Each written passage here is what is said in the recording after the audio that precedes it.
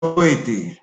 Está no ar mais um programa Força para Viver, um programa da Primeira Igreja Batista da Convenção aqui em Juazeiro do Norte, situada aqui na Avenida Castelo Branco, 1847. Fica ali na Baixa do Rubão, esquina com a 22 de julho. E que convidamos você a se fazer presente, a poder estar lá conosco qualquer dia desse. Tá? Eu sou Cláudio Roberto Gonzaga, e estarei aqui com vocês até às 22 horas. São 21 horas e 4 minutos, ok? Eu que sou membro e coordenador do Ministério Compaixão e Graça, né? É um ministério que faz parte da Primeira Igreja Batista da Convenção, onde temos ali um momento para poder estar auxiliando pessoas que necessitam, né? E o nosso ministério é um ministério que faz muito o ID da palavra do Senhor, né? Que é buscar os necessitados, acolher o necessitado, e que para mim é uma honra e um poder e uma gratidão muito grande poder estar fazendo isso, né? Queria mandar aqui um abraço para os PGMs que estão nesse momento, se já não estão terminando, né, mas ainda estão concluindo. PGMs são os pequenos grupos multiplicadores que a Primeira Igreja Batista da Convenção ela tem, né, espalhado, além das congregações que nós temos, várias congregações, também temos os nossos PGMs, que são os pequenos grupos multiplicadores. Grupos esses que se reúnem todas as semanas para compartilhar da palavra de Deus, para compartilhar momentos da semana, para ter uma aproximação mais achegada, né? Dentro desse contexto, a gente vai perceber que nós, como igreja, eclesia, né, comunhão, então precisa de haver essa comunhão uns para com os outros, né? Então, isso é muito importante para o mundo cristão hoje em dia, né? Onde essa pandemia, na verdade, tem separado muita gente, nós precisamos de pessoas e precisamos estar sempre em comunhão. E eu quero aqui deixar logo o meu abraço também para o Valdemir Davi, né? Isso mesmo, Davi. Esse é o programa Força para Viver, um programa, né, que a gente sempre costuma estar trazendo uma palavra de ânimo, uma palavra de conforto para o coração daquelas pessoas que precisam e que precisam se fortalecer na fé, né? Até porque, na verdade, a fé é nosso alimento espiritual. Sem ele, sinceramente, não somos cristãos, ok? Deixar o meu boa noite aqui também para a Gracinha, né? Gracinha, meu boa noite, minha irmã. Que a paz do Senhor também seja contigo, com a tua família, com a tua casa, tá certo? E com todos aqueles a quem o Senhor o presentear, né? Estando você acompanhado, né? Isso mesmo, boa noite, amados irmãos, né? Escreve o irmão Valdemir Silva, isso mesmo, da cidade de Iguatu. Um abraço. Mandar um abraço para você que está entrando agora, né? Se puder colaborar conosco, mande um feedback, como é que está o áudio, se está chegando bem aí, se a imagem está chegando boa, para que a gente possa estar melhorando sempre a nossa qualidade de transmissão, tá certo? Colabore também com perguntas, colabore também com opiniões. Nós estamos aqui para aprender uns com os outros, tá certo? E como tudo precisa nessa vida de oração, que é o laço que nos une ao Senhor, vamos orar ao Senhor nesse momento para dar início ao nosso programa de hoje, ok? Então eu convido você a se colocar num momento de reverência à palavra de Deus, reverência à oração, e que possamos estar orando ao Senhor, né? Estar buscando a sua presença, tá certo? Senhor nosso Deus, nosso Pai, nós te glorificamos, nós te damos graças, nós te bendizemos porque o Senhor é maravilhoso. Te exaltamos, ó Senhor, porque na na tua majestade, ó Senhor, na tua grandeza, o Senhor se importou conosco, nós que somos criaturas tão pequenas, Senhor, e que carecemos cada vez mais do teu entendimento, da tua misericórdia e do teu perdão, para termos um coração mais contrito, ó Senhor, e um coração de maior compaixão. Obrigado, Senhor. Abençoa essa noite, abençoa tantos quantos, ó Pai, entrarem nessa live para estarem assistindo, e que a tua presença seja um renovo nas nossas vidas. Em nome de Cristo Jesus é que eu oro e agradeço. Meus queridos, eu queria, nessa noite, poder estar agradecendo a presença de vocês, né? E a gente vai estar trabalhando sobre um tema que é muito concernente para os dias de hoje, e que precisamos, né? E que precisamos constantemente estar trabalhando com ele, né? Em relação à vida cristã, à maturidade cristã, tá? A gente precisa ter uma vida onde... Deixa eu desligar aqui esse som, que esse som está um pouquinho alto, né? E pode estar atrapalhando a locução, tá?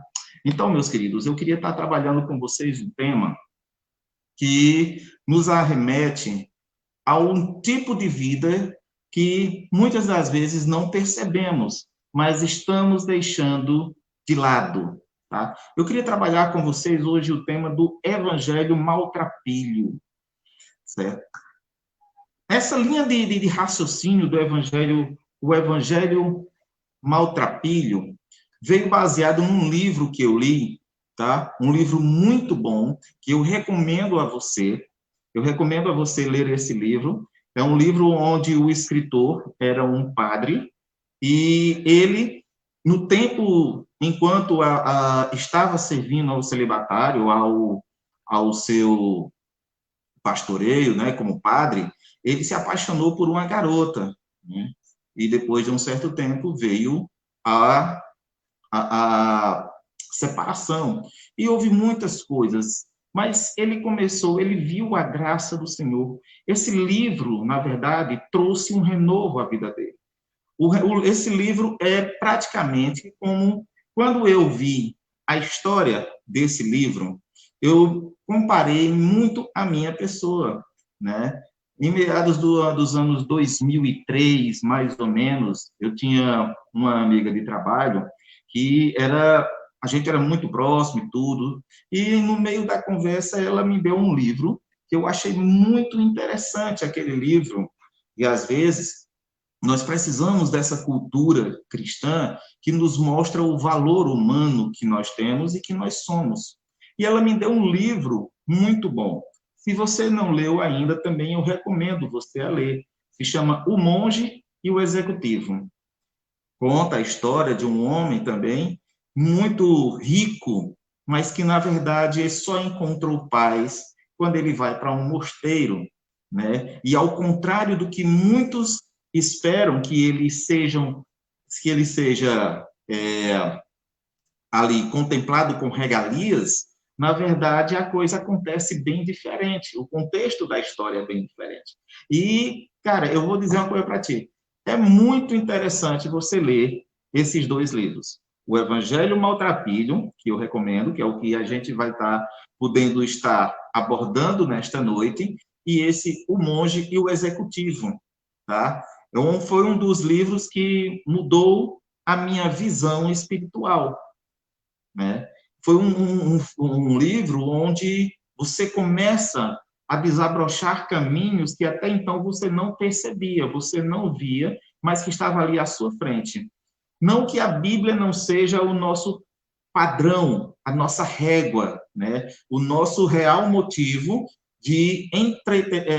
não diria de entretenimento, me perdoe o começo da expressão, mas o nosso real valor e a valorização pelo próximo e pela salvação, tá? Dentro ainda desse contexto, falando sobre esses dois livros que eu recomendo a vocês, tá?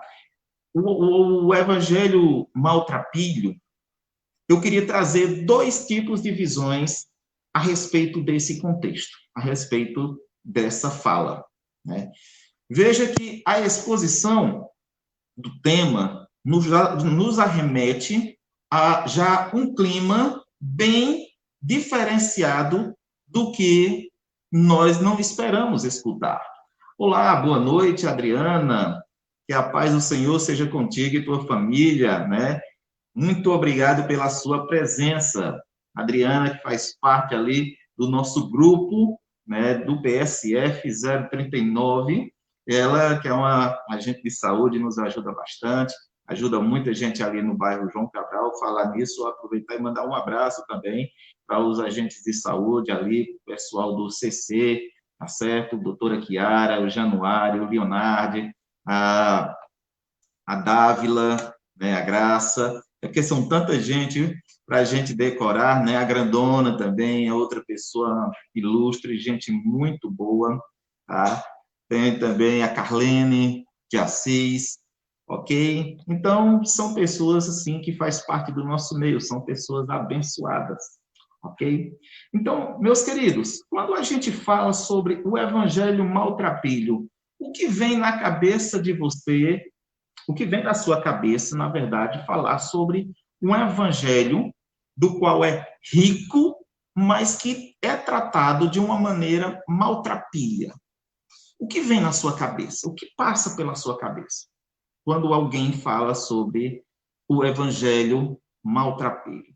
Como você teria coragem de falar disso, Cláudio? Como você tem coragem de falar sobre que o evangelho é maltrapilho, que é uma coisa desprezível, que é uma coisa que não tem valor, né? É muito interessante esse contexto quando a gente analisa pela ótica das duas visões, tá? As duas visões que hoje, nesta noite, eu estarei passando para você, ok? Então, vamos lá. Me acompanhe nessa jornada para que a gente possa estar aprendendo um pouco mais da palavra de Deus, ok? Então, em primeiro ponto que eu quero tratar com vocês, e se você puder estar com a sua Bíblia aberta, eu lhe convido a abri-la, né? Se você tem aí no celular, se você tem ela aí sobre a mesa, aonde quer que você esteja, que você possa acompanhar as palavras para que a gente possa, para que você possa confirmar, na verdade, o que está sendo falado. Não vá pelo que as pessoas dizem, faça que nem os bereanos. Os bereanos eram um grupo de pessoas que, quando Paulo chegou ali em Bereia, tudo que Paulo falava, eles iam nas escrituras, eles iam nas palavras. Por quê? Porque o contexto era a veracidade dos fatos, era a veracidade das informações que Paulo falava. E aquilo ali era o que fazia a grande diferença, tá? Era confirmar se realmente o que Paulo estava dizendo era verdade. Mas vamos lá, nós vamos ler, vamos começar com Mateus, tá? Eu queria que vocês abrissem sua Bíblia, se você pudesse, Mateus, capítulo 19, versículos 7, de 7 a 19. Mateus, ok? Mateus 19, de 7 ao 19. Claro que a gente não vai ler tudo, tá? A gente não vai ler todo esse contexto que estamos aqui nos referindo, mas a gente vai ler uma pequena parte, ok? Disseram-lhe eles, então por que mandou Moisés dar-lhe... Opa, perdão, não era essa fala. Eu acabei 19, 7.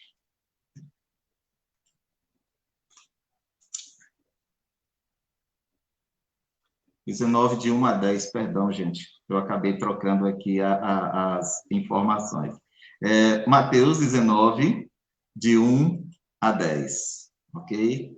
Acompanhe comigo. E aconteceu que, concluindo Jesus estes discursos, saiu da Galiléia, dirigiu-se aos confins da Judéia, além do Jordão, e seguiram-se grande multidão, e ali curou. Então chegaram ao pé dele, pelos pés deles, fariseus, tentando, dizendo-lhe: é lícito o homem repudiar a sua mulher por qualquer motivo? É interessante como a mulher, naquele tempo, ela não tinha valor algum, né? Assim como muitas das coisas hoje em dia não são valorizadas. Hoje mais vale o ter do que o ser. E Jesus mostra um contexto bem diferente quando nós olhamos, né? Quando nós olhamos que Jesus, na verdade,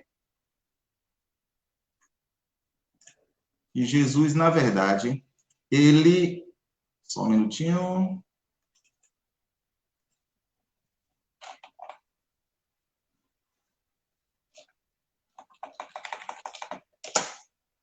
Que Jesus, na verdade, ele vinha buscar o que estava perdido, né?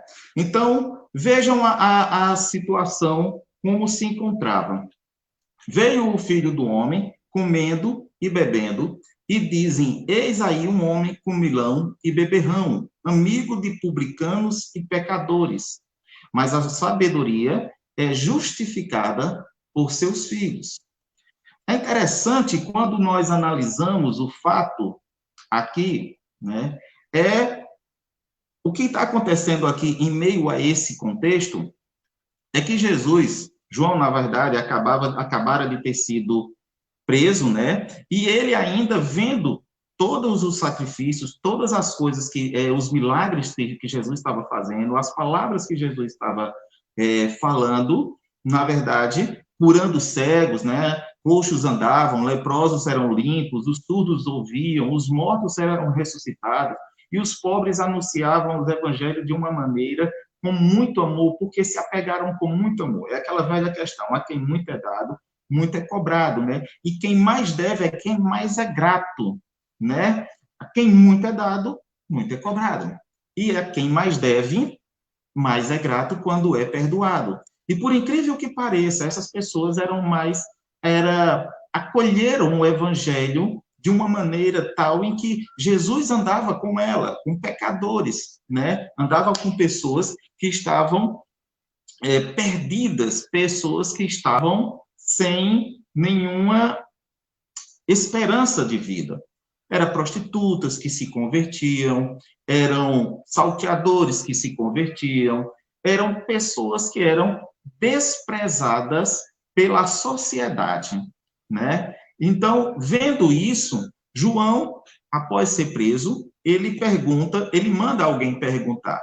Pergunta se esse é o Cristo do qual eu anunciava, né? E se já chegou o Filho do Homem. Então, Jesus manda dizer que sim, que era ele e que ele ficasse em paz, né? E bem-aventurado, versículo 6, ele no capítulo 11 de Mateus, versículo 6, ele vai dizer que bem-aventurado é aqueles que não se escandalizam em mim, ou que não têm vergonha de mim. Paulo diz que o morrer é Cristo, o viver é Cristo, e o morrer para ele é lucro, e que ele não tinha medo não tinha vergonha do evangelho, porque o evangelho é poder de salvação. Os pobres também, quando nós prestamos atenção, quando um viciado, um drogado, uma prostituta, ela se converte, ela abraça a causa de tal maneira que ela passa a ter mais convívio, é como que aquele peso das costas dela saísse a tal ponto de que ela fosse uma pessoa livre, ela se torna livre do pecado. Enquanto você não está fazendo as coisas que o seu egocentrismo lhe manipula a fazer, é Cristo quem está envolvendo a sua vida com o seu amor, tá? Então, ele diz que bem-aventurado é aquele que não se escandaliza ou que não tem vergonha de mim e que fala naturalmente para as pessoas. E era por isso que ele andava mais com pessoas pobres, porque não tinha nada a perder. Essas pessoas não tinham nada a perder, elas já estavam perdidas na vida. Um alcoólatra já estava perdido na vida. A prostituta já não tinha mais o que perder, tanto é que você vê hoje as pessoas que mais se envolvem na palavra de Deus são pessoas que realmente viviam uma vida desgraçada. Eu conheci um amigo meu que, no passado, ele era cheirador de cola, ele era dependente de cocaína, né? E que, na verdade, quando eu passei um tempo sem vê-lo, e quando vi de novo, eu me assustei, né? Porque aquele drogado, na verdade, tinha sido alcançado pelo Senhor Jesus. tá? Quando eu vi ele totalmente diferente. Um homem alinhado, de paletó, gravata. Então, ele chegou para mim, né, a gente conversando, eu disse, e aí, meu irmão, o que foi que aconteceu? Aí ele disse, meu irmão, a graça do Senhor me salvou. Ela me resgatou do fundo do poço. Hoje, eu sou da Assembleia de Deus. Hoje, eu sou uma nova criatura em Cristo Jesus. E glória a Deus por isso, cara. Eu fiquei muito feliz, sabe? Fiquei muito feliz mesmo, porque o que ele falou, na verdade, representa, assim, o grupo de pessoas que são menosprezadas pela sociedade. Até por nós mesmos, quando nós passamos na rua e vemos um coitado passando fome, ou vemos alguma pessoa ali chorando, e muitas das vezes nós viramos a cara porque nós não queremos, como diz a história, nos meter na vida do outro. Mas a gente perde uma oportunidade de falar do amor de Jesus. Então, a gente acaba perdendo a nossa identidade, né? Então, Cristo andava com pessoas simples e desprezadas por isso, porque eram pessoas que abraçavam a causa, né? E todo mundo falavam a respeito dele, né? Então, porquanto, no versículo 18 de Mateus 11, ele vai dizer assim, porquanto veio João, não comendo nem bebendo, e dizem, tem demônio. A Bíblia diz, Jesus diz que homem de homem, nascido de mulher, não teve homem igual a João Batista. E o povo condenava. Por quê? Porque ele não se misturava com o povo e condenava o que os maiorais da cidade ou do templo fazia, né? E ainda falava dos casos amorosos de Herodes naquele tempo, né? Que, na verdade, foi a ruína dele, pode-se dizer assim, entre aspas, né? Não estou querendo dizer que foi a ruína dele. Nós sabemos que Deus tinha um propósito e Deus poderia livrar muito bem João Batista da cadeia, mas, no entanto, o propósito de Deus com João Batista já tinha encerrado, porque ele já tinha anunciado a vinda do Filho do Homem, o próprio Deus, o Salvador, Jesus Cristo, né? E isso fez com que, né, o próprio João encerrasse a sua carreira e entrasse em cena Cristo Jesus. E Jesus diz, né? Jesus diz que, no versículo 13, ele disse, porque todos os profetas e a lei profetizaram até João.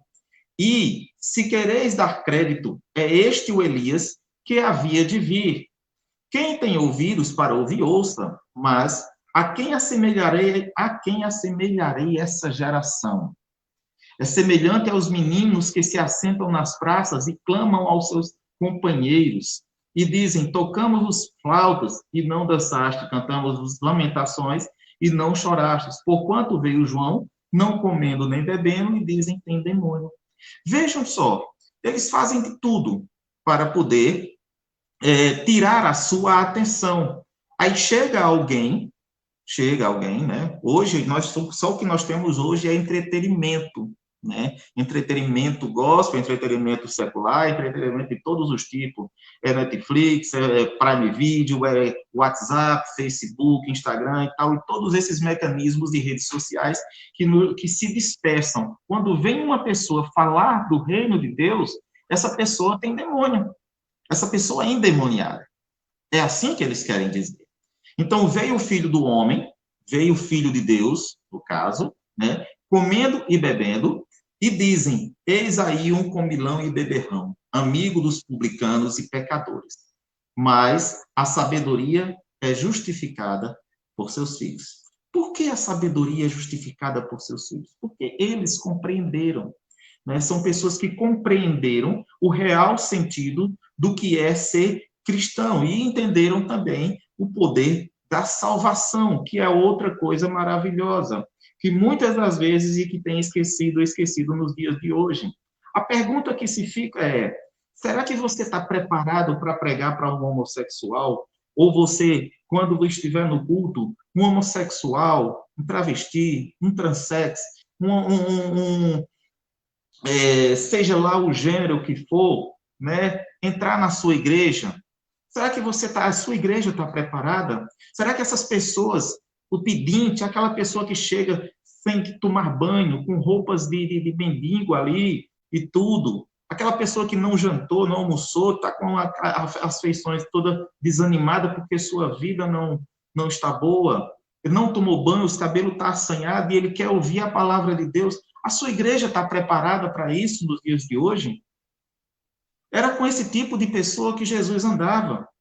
Era com pessoas dessa qualidade que Jesus tinha, porque ele via o coração dessas pessoas. Ele não olhava para o exterior. Não é o exterior que faz o homem, mas sim o seu interior. Não adianta ser um homem rico e lhe roubar, e ser um pobre e lhe ajudar.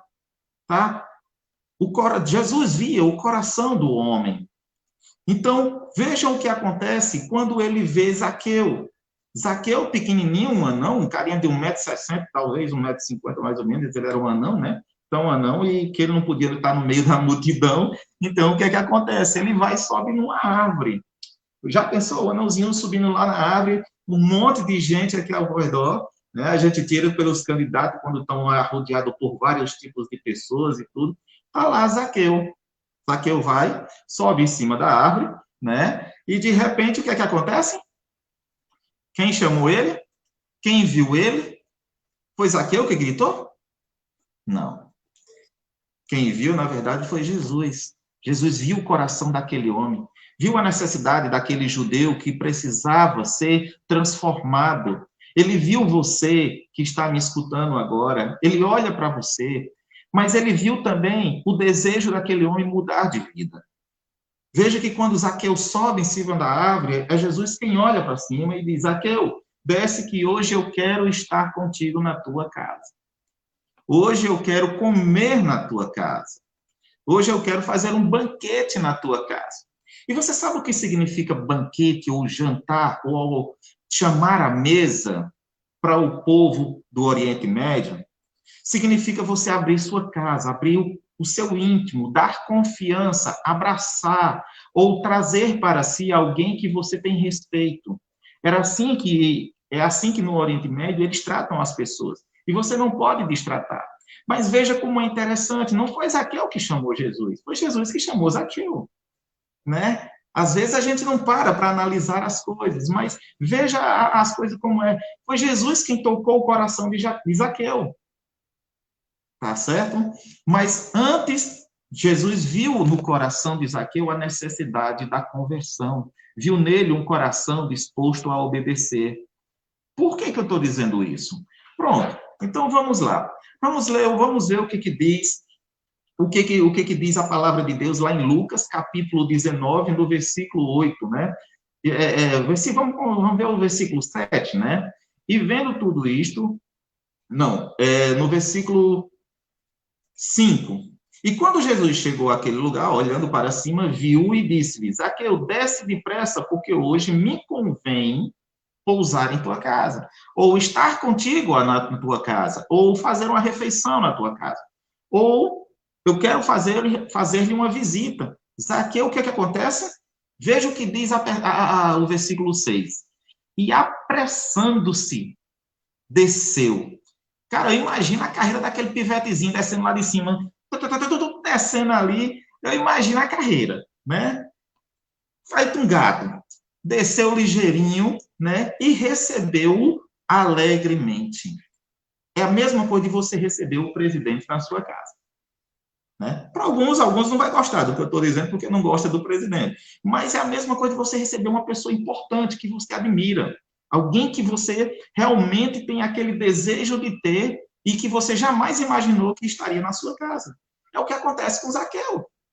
Tá? Então, dentro dessa ótica que a gente está observando, é que Jesus ele andava com todo tipo de gente que tinha um coração. Às vezes as pessoas dizem, mas ele só olha para os humildes e tal, aquele negócio. Não importa a classe, não importa a categoria. Para ele não tem distinção de cor, de raça, de dinheiro. Tá? Dentro dessa perspectiva, Jesus não mede o ter do ser humano, ou a qualidade da cor do ser humano, ou o ter do ser humano. Ele está interessado em agir na sua mente, transformar a sua mente, uma metanoia, fazer com que você vire as costas, igual o que a gente estudou semana passada, falou sobre semana passada. É transformação de mente, andar na contramão. É isso que ele quer. andar na contramão desse mundo, porque não há de andar agradando dois senhores, tá certo? Você não há de agradar a dois senhores. Nunca você vai agradar, trabalhar para duas pessoas ao mesmo tempo, porque você vai aborrecer uma, ou você está trabalhando mais para uma e menos para outra, né? E o ponto 2, prosseguindo dentro desse contexto da minha fala, eu queria trazer também a questão de que o evangelho, além dele buscar os perdidos, além dele ir buscar os que estão na sarjeta, aqueles que não se julgam nada, né? Tem a questão também do evangelho desprezado. O evangelho que é desprezado. Não é só por pessoas do mundo, não. Não é só por pessoas do mundo que é desprezado, não. Até pelos próprios cristãos. Os próprios cristãos, eles rejeitam o evangelho. Eles rejeitam a possibilidade de servir ao evangelho como tal. Por quê? Porque quem manda ou quem segue é você. É como diz assim, eu sigo Jesus à minha maneira. E nem sempre a sua maneira é a correta. Nem sempre a sua maneira é a correta. Tá? Quando você vai fazer uma exegese, quando você vai fazer uma avaliação do texto que você está lendo ou que você vai ler, você vai avaliar que em todo o tempo Jesus foi humilde. Humilde, ele não levou as coisas ao ponto de como nós levamos hoje em dia. Hoje em dia, quando alguém faz algum benefício para alguém, já tira uma selfie para poder mostrar que deu uma cesta básica. Quando alguém tira alguém do buraco, já tira uma selfie para mostrar que está ajudando alguém. Quando alguém faz alguma coisa, o que é que vocês querem? É glorificar a Deus ou se glorificar? A palavra é bem clara. A palavra é bem clara. Você não pode servir a dois senhores. Os fariseus, eles tinham muito essa coisa de estar ali. Não, o próprio Jesus diz que não façais como os fariseus, né? Que oram nas praças abertamente e oram ali ganhando para se mostrar que é uma pessoa pública, para se mostrar que é a sua fé. Não, cara, não é por aí, tá? Não é por aí. Jesus, quando ele veio chamar para que você tenha uma vida de santidade. E santidade é uma coisa íntima com Deus. O que ele diz quando ele ensina a oração do Pai Nosso e quando ele fala sobre a questão da oração? Ele fala, entra no teu quarto, né? Entra no teu quarto, fecha a porta, né? E conversa com o teu pai em segredo, e em segredo teu pai te recompensará. É isso que ele diz. É isso que ele diz.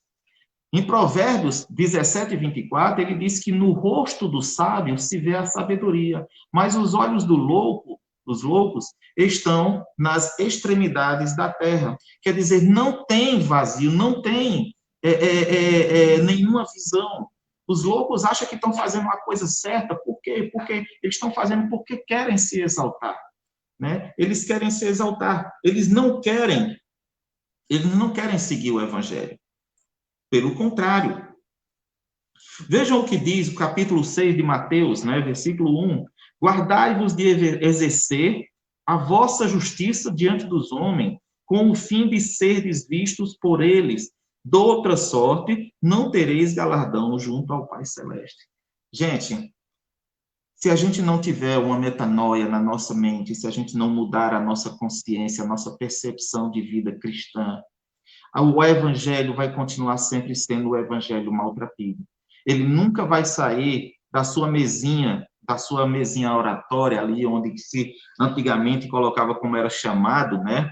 Dizia, vamos botar ali na mesinha do santo, né? Aí abria no Salmo 23, no Salmo 91 e achava a coisa mais linda do mundo. Mas a Bíblia não foi feita de amuleto para estar aberta no Salmo ou para estar aberta numa passagem. Ela foi feita para ler. Ela é o nosso manual de prática de fé e de regra de vida e prática de fé. Ok? Então, vejam, minha gente. Vejam o contexto da situação. Quando você for dar esmola, quando você for fazer alguma coisa para alguém, veja o que diz o versículo 2 do capítulo 6, ainda de Mateus, quando ele diz: quando, pois, deres esmola, não toques trombetas diante de ti, como fazem os hipócritas nas sinagogas e nas ruas para serem glorificados pelos homens. Em verdade vos digo que eles já receberam sua recompensa. Eles já receberam sua recompensa. Qual era a recompensa? Era ser visto pelos homens. Era levar um tapinha nas costas e dizer: cara, valeu, foi boa, gostei. É assim que se faz, vamos fazer mais isso para motivar os outros. Ninguém tem que motivar ninguém, não, meu querido. Ninguém tem que motivar ninguém, não. Tá? Viver em Cristo é viver uma vida em secreto. A sua característica, ela vai dizer quem você é. Ela vai revelar você, ela vai revelar Deus, ela vai glorificar a Deus. Veja o que diz Provérbios, vou repetir de novo para que vocês me compreendam. Veja o que diz Provérbios 17, 24. No rosto do sábio se vê a sabedoria. No rosto do cristão, Deus é glorificado. Jesus é glorificado. Você não precisa estar dizendo que é crente para todo mundo, não. Você não precisa, seus atos vão dizer. O próprio Jesus disse que pelos seus frutos conhecereis a árvore. Ok? Pelos seus frutos você vai conhecer a árvore. Não precisa você estar dizendo quem você é, ou o que você fez, ou o que você faz. Não, não precisa. As pessoas vão te ver. As pessoas vão te notar. As pessoas vão ver o que você faz. Ok? Lá em Lucas 7, 29, ele vai dizer: e todo o povo que ouviu e os publicanos, tendo sido batizados com o batismo de João, justificaram a Deus. Então veja que até os publicanos eram o nome dos cobradores de impostos naquele tempo, era quem trabalhava na Cefaz, e os romanos de tão ruim, que eram, ainda botavam os judeus para cobrar dos próprios patrícios, dos próprios judeus. Eles botavam os próprios patrícios para poder cobrarem uns dos outros, como uma forma de humilhar, tá certo? Mas Jesus não olhava por esse lado. Jesus tinha outra visão, Jesus tinha outra característica de olhar as pessoas, ok? Boa noite, meu irmão Reginaldo Corrêa, que a paz do Senhor seja contigo, meu irmão. Irmã Patrícia Lima, a paz seja contigo. Irmã Chaguinha, né? Que a paz seja contigo, irmã Chaguinha. Então, voltando à nossa linha de raciocínio, Roméria, a paz do Senhor, minha irmã. Que a paz seja contigo também, tá certo? Toda a sua casa. Então, voltando ao nosso contexto, gente, o nosso Deus é um Deus maravilhoso, é um Deus que não olha para ele não olha para as circunstâncias, ele olha para a sua pessoa, quem você é. Se você realmente tem um coração contrito, se você realmente tem um desejo realmente de servir. Se você está servindo ele de uma maneira que você acha que é certo, e tudo que você faz, você expõe nas redes sociais, você coloca e acha que aquilo é a coisa mais linda do mundo e tal. Muito cuidado com isso, porque muitas pessoas estão se perdendo, falando besteira, dizendo que é crente e falando coisas que não têm nada a ver, falando palavras vãs, falando coisas que não agrada nem ao Espírito Santo, principalmente, não agrada nem a gente, principalmente o Espírito Santo. E ainda diz que é cristão, tá? A Bíblia diz que vai chegar um tempo em que o homem virá um tempo em que haverá pessoas que não suportarão a sã doutrina, certo? Tendo como comichão nos ouvidos, amontoarão para ser doutores conforme as suas próprias concupiscências. O que ele está querendo dizer com isso? O que Paulo está querendo dizer isso a Timóteo? Ele está querendo dizer, meus queridos, que vai chegar um tempo em que o evangelho vai ser uma coisa tão chata, tão abusiva, tão desagradável, que cada um vai procurar aquilo que ele acha melhor. Por exemplo, o que é melhor hoje em dia?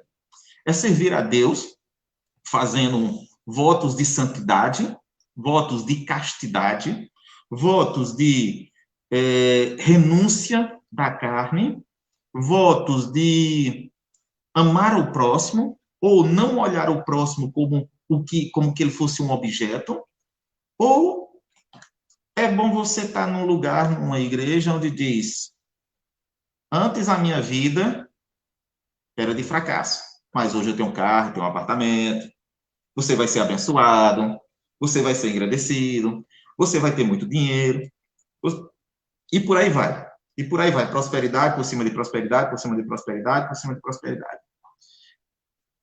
Aí eu lhe pergunto, você está adorando a Deus ou você está querendo os benefícios de Deus?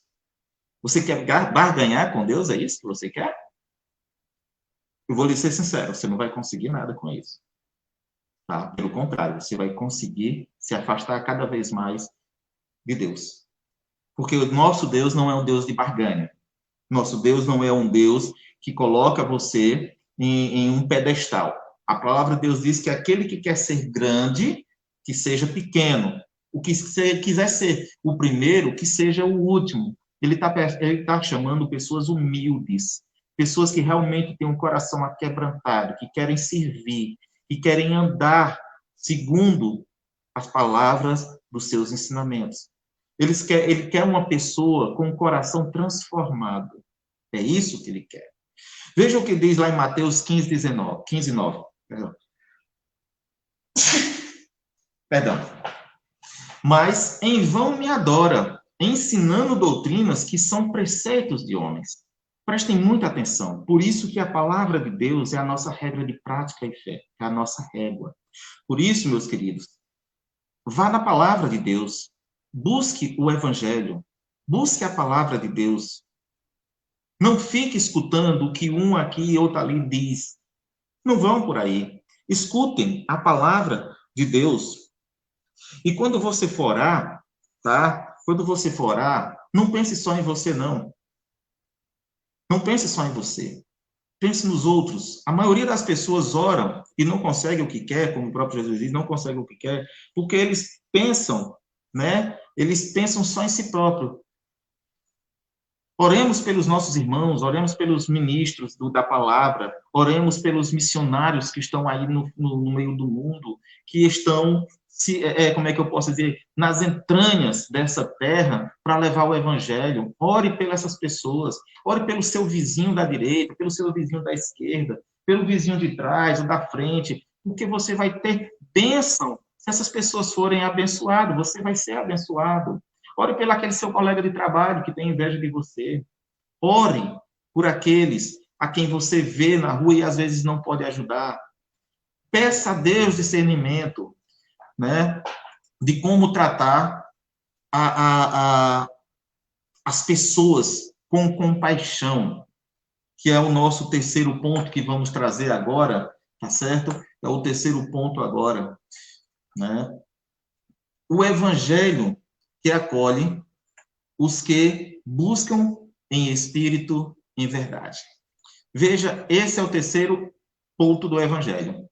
O primeiro é que Cristo andava com pessoas desprezadas e o evangelho era desprezado, porque as pessoas o desprezavam, porque ele andava com publicanos e pessoas que não tinham condição social. O segundo ponto é que o evangelho, ele é esquecido por muitos e desprezado por uma boa parte. E o terceiro ponto é que o evangelho que acolhe os que o buscam em espírito, em verdade. É aí onde está o grande segredo do Senhor. É aí onde está o grande segredo de Jesus. Veja o que diz aqui em Mateus, capítulo 14, o versículo 14. Vamos ler o versículo 14, né? Quando ele diz: quando Jesus saiu do barco, viu tão grande multidão, teve compaixão deles e curou os seus doentes. Ele é um Deus que acolhe, ele é um Deus que abraça, ele é um Deus que anda com você. Mas que para isso acontecer, você precisa também estar disposto a mudar seu coração, a andar com ele, a viver com ele, a pensar o mesmo pensamento que ele. Porque de modo nenhum, se não houver uma transformação na sua vida, você jamais vai ter a presença de Deus na sua vida.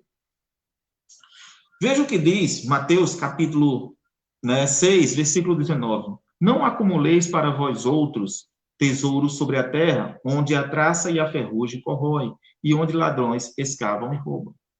Parece que nós seres humanos, hoje em dia, estamos fugindo da realidade quando Jesus diz que teve compaixão daquelas pessoas doentes.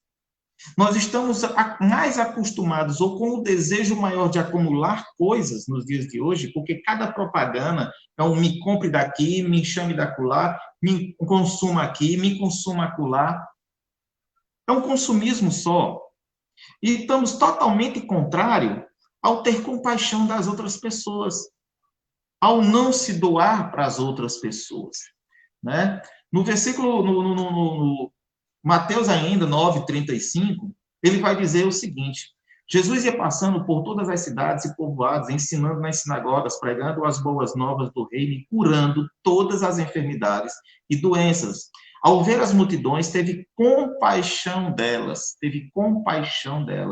porque estavam aflitas e desamparadas como ovelhas sem pastor.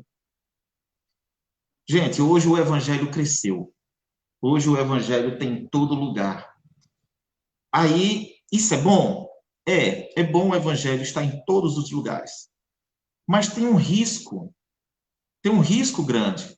Porque pessoas estão usando uma fé e nem entram no céu e nem deixam os outros entrar. Por quê? Porque ensinam uma maneira errada de entrar no céu. Ensinam uma maneira onde os valores, tá? Os valores, como eu disse agora, de acumular tesouros sobre a terra, acaba sendo maiores do que o de acumular tesouros no céu. Então disse aos seus discípulos: a seara é grande, mas os trabalhadores são poucos. Peçam, pois, ao Senhor da seara que envie trabalhadores para a seara. Vejam que é muita gente e precisamos, nós como cristãos, eu, você, evangelizar mais, sair mais para a rua, evangelizar mais as pessoas que estão ao nosso lado. Precisamos levar a palavra de Deus, a palavra de salvação, palavra de pecado, que as pessoas estão no pecado e que se não se converterem ou tomarem uma decisão nas suas vidas, elas morrerão e vão para o inferno.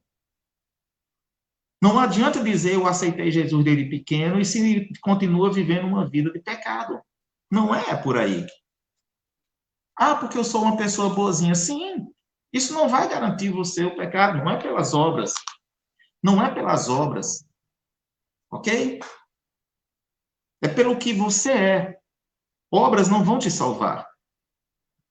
Não adianta se você faz. Deus não chamou você porque você é bom. Você é bom porque Deus lhe chamou. Você não ama a Deus porque Deus, você não ama a Deus porque é vontade sua, mas porque Deus amou você primeiro. Deus chamou você primeiro. E você tem que mostrar que você é filho de Deus nos seus atos. Você tem que mostrar que você é uma pessoa que vive segundo a vontade do Senhor, com as suas ações, andando na presença dele.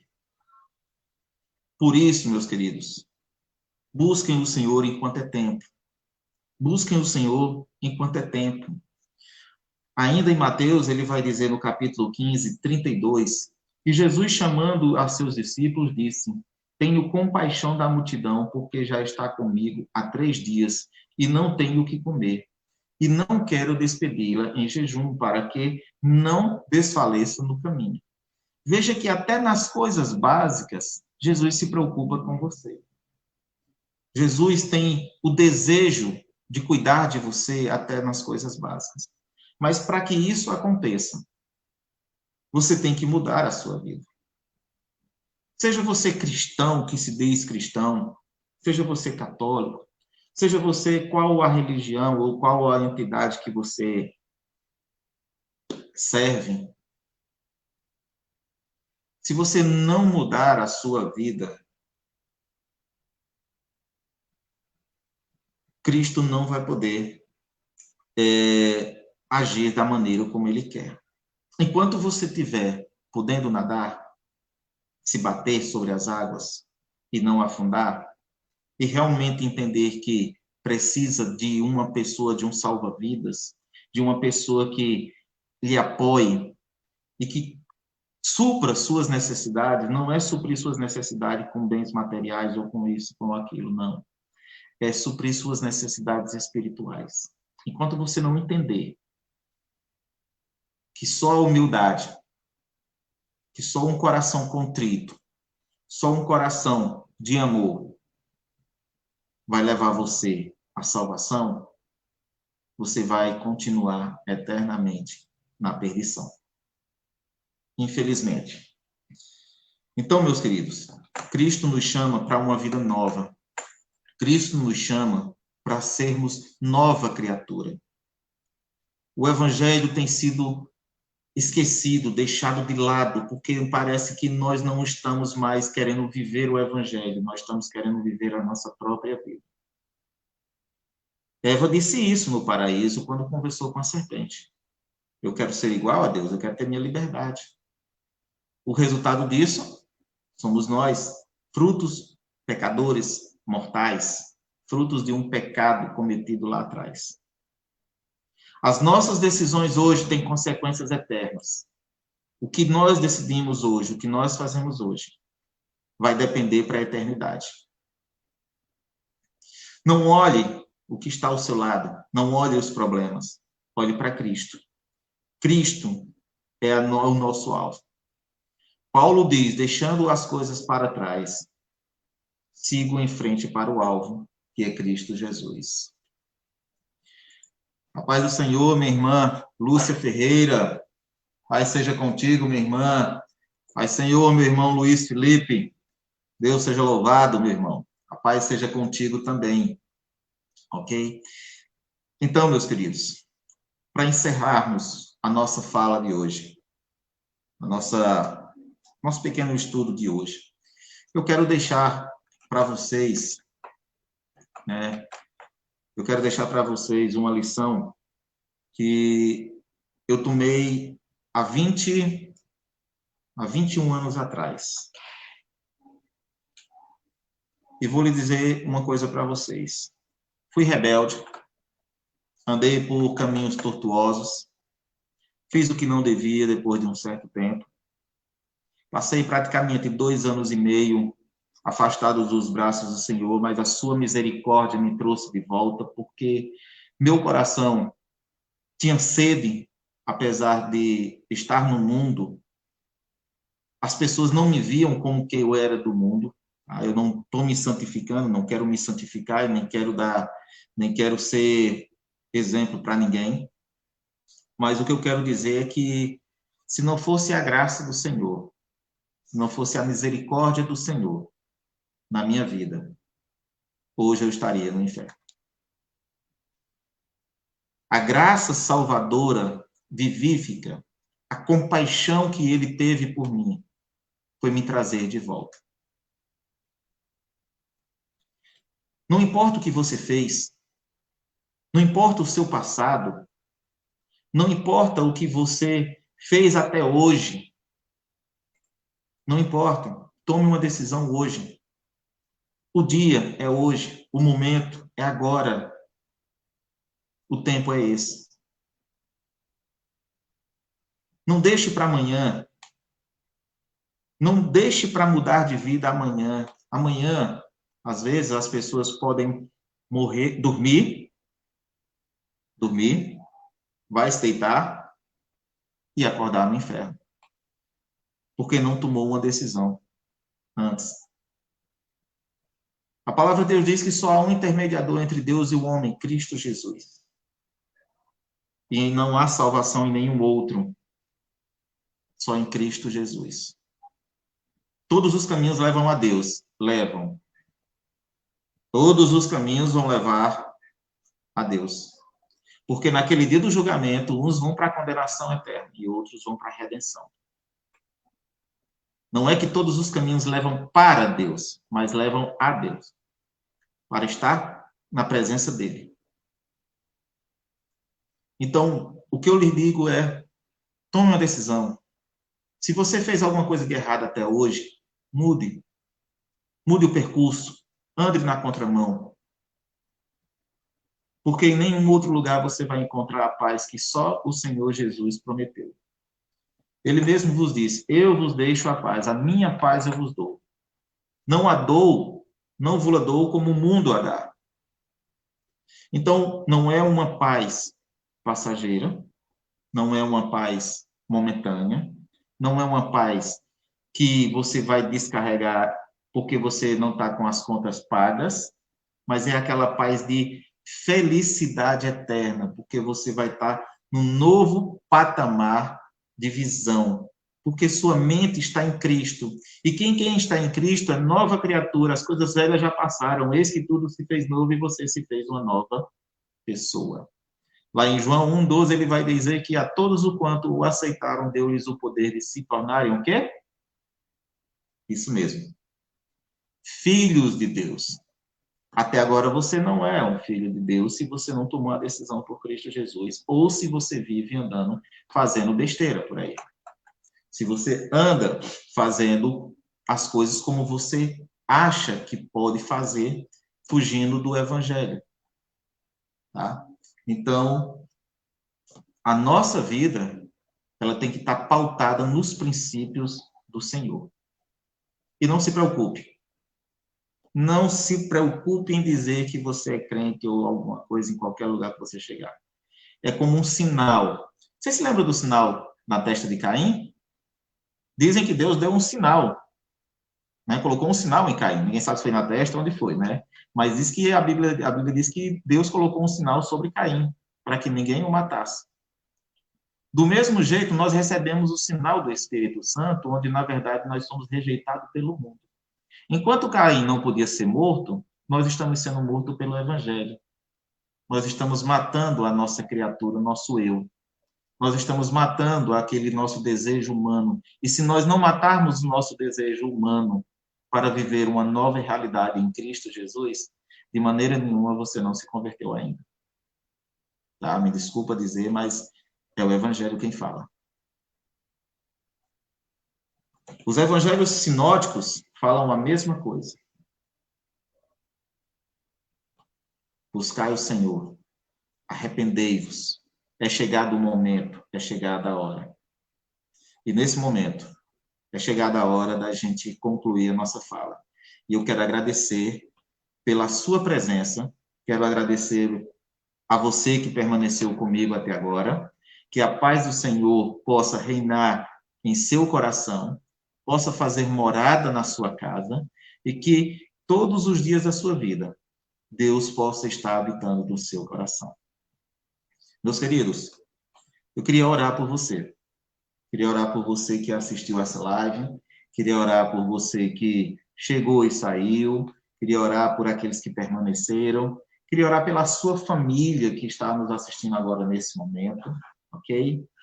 E que possamos viver uma vida nova em Cristo Jesus. E não trate o Evangelho como uma coisa qualquer. A palavra de Deus, ela é pura. A palavra de Deus tem poder. Toda a palavra de Deus, ela é a porta da nossa salvação. Ela fechada é apenas um livro, mas ela aberta é a porta da nossa salvação. Senhor, nosso Deus, te louvamos, ó Senhor. Te agradecemos e te agradecemos, porque o Senhor é bom. O Senhor tem movido o nosso coração para andar e fazer a tua vontade. Gostaria de pedir ao Senhor pela vida de todos aqueles que esteve conosco durante essa live. Rogo que o Senhor venha se fazer presente na vida de cada um. Que o Senhor repouse sobre eles da tua paz, da tua misericórdia e da tua compaixão. Que aquele que assistiu essa live, meu Deus, venha sentir algo no seu coração, venha sentir mudança na sua vida, venha ter paz com a sua família e que cada vez mais ela morra para o mundo, mas seja vivificado para ti. E que em nome de Jesus, essas pessoas, ó Senhor, que estão ouvindo esta palavra, que o Senhor venha transformar esses corações que ainda estão com a mente fechada para servir e matar seu próprio eu. E que eles venham, ó Pai, exaltar, cumprindo a tua palavra, seguindo os teus caminhos, sendo humildes e tendo compaixão uns dos outros. Pai, é em nome do teu Filho amado Jesus Cristo que eu oro e te agradeço por esta noite, Te agradeço, ó Senhor, pelo ar que respiramos, pela nossa saúde. Te peço, ó Senhor, por aqueles que estão encarcerados, ó Pai, e que é esquecido pela sociedade. Ó, peço por aqueles que estão transexuais, que estão homossexuais, que resolveram mudar seu sexo, seu estado natural para viver entregue às paixões do mundo, meu Deus. Rogo por eles, ó Pai, que o Senhor tenha misericórdia, que o Senhor nos dê, Senhor, sabedoria para levar a tua palavra, para acolher essas pessoas que estão sendo guiadas pelo inimigo, meu Deus. Peço, Senhor, por aqueles que estão enfermos no leito de um hospital. Quantas mortes, ó Pai, e quantas famílias têm perdido seus entes queridos. Pai, em nome de Jesus, que o Senhor abrace cada um daqueles que perdeu o seu ente querido, meu Deus, nesse momento, dando-lhe, ó Pai, paz, dando-lhe conforto nos seus corações. Pai, peço por aquelas famílias, ó Pai, que estão passando por situação adversa, seja de brigas entre uns aos outros, ó Pai, que estão passando por fase de separação, meu Deus. Que em nome do Senhor Jesus, o Senhor venha trazer paz a esses corações, venha trazer tréguas, ó Pai, venha trazer uma comunhão, ó Senhor, sendo eles a base, ó Senhor, e a estrutura familiar, o pai ou a mãe, o marido, o homem, mulher. Em nome de Jesus, Senhor, venha abençoar, Senhor, os lares cristãos do nosso mundo, ó meu Deus. Venha abençoar os nossos missionários, nossos líderes cristãos que realmente pregam a tua palavra. Dê a eles, ó Senhor, temor e tremor da tua presença, porque eles estão conduzindo vidas, ó Senhor, estão conduzindo a noiva do Cordeiro, para que naquele dia possamos festejar e que o Senhor possa dizer: vinde benditos do meu Pai. É em nome de Cristo Jesus que eu oro e te agradeço. Amém. Meus queridos, uma boa noite, fiquem com Deus e até a próxima segunda-feira. Espero estar com vocês de novo. Certo? Uma boa noite e até a próxima segunda-feira.